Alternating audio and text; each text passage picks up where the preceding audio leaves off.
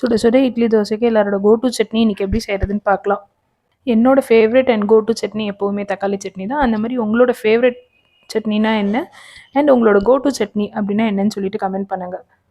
இதுக்கு ஃபஸ்ட்டு ஒரு கடாயில் எண்ணெய் சேர்த்துட்டு 4 காஞ்ச மிளகா, 3 ரஃபாக சாப் பண்ண வெங்காயம், 2 தக்காளி, ஒரு சின்ன துண்டு இஞ்சி, கொஞ்சம் கொத்தமல்லி நான் இன்றைக்கி ஆட் பண்ணியிருக்கேன். இது எல்லாமே நல்லா வதங்க விட்டுட்டு கூடவே தேவையான அளவு கல்லுப்பை ஆட் பண்ணிக்கோங்க. கொத்தமல்லி தழை மட்டும் அடுப்பு ஆஃப் பண்ணுறதுக்கு ஒரு 10 to 20 செகண்ட்ஸ்க்கு முன்னாடி ஆட் பண்ணால் போதும். முன்னாடியே ஆட் பண்ண வேண்டாம். இதோட டீட்டெயில் ரெசிபி வந்து நான் டிஸ்கிரிப்ஷனில் கொடுக்குறேன். மெஷர்மெண்ட்ஸ் எல்லாமே செக் பண்ணி பாருங்கள். அண்ட் உங்களுக்கு இன்னும் என்னென்ன மாதிரியான ரெசிபீஸ் அண்ட் என்னென்ன மாதிரி டைப் ஆஃப் வீடியோஸ் நம்ம சேனலில் பார்க்கணும் அப்படின்னு நீங்கள் விருப்பப்படுறீங்கன்னு சொல்லிட்டு கமெண்ட் பண்ணுங்கள். நானும் பார்க்குறேன். உங்களுக்கு எது பிடிச்சிருக்குன்னு தெரிஞ்சுக்கிட்டு அதுக்கேற்ற மாதிரி நான் வீடியோஸ் அப்லோட் பண்ணுறேன்.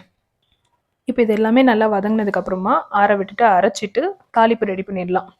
அதுக்கு கொஞ்சம் எண்ணெய், கடுகு, பத்தை உளுந்து நல்லா வெடித்து வந்ததுக்கப்புறமா கொஞ்சமாக பெருங்காயம், கருவேப்பிலை நீங்கள் எண்ணெயிலே போட்டிங்கன்னா நல்லா முறுமுறுன்னு இருக்கும். இல்லை நீங்கள் கருவேப்பிலை தனியாக பவுலில் வச்சுட்டு அந்த சூடாக இருக்கிற எண்ணெயை அதில் சேர்த்து மிக்ஸ் பண்ணிங்கனாலும் நல்லாயிருக்கும்.